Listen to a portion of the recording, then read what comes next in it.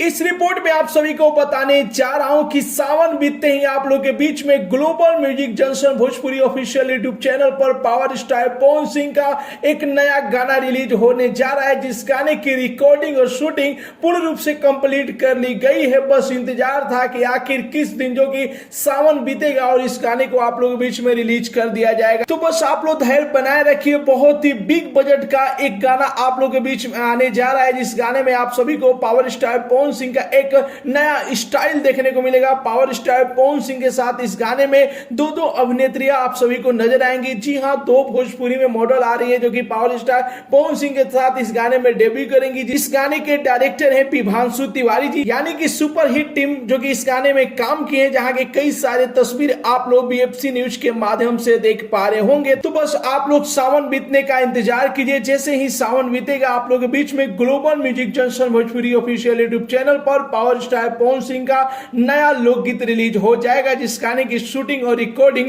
पूर्ण रूप से कंप्लीट कर ली गई है। फिलहाल में आप सभी को ये रिपोर्ट कैसा लगा, अपना राय जरूर ही कमेंट बॉक्स में बताइए और साथ ही साथ इस वीडियो को ज्यादा से ज्यादा लाइक कीजिए, ज्यादा से ज्यादा शेयर कीजिए। मिलते अगले वीडियो में एक नया न्यूज के साथ, तब तक के लिए बाय बाय, टेक केयर, जय हिंद।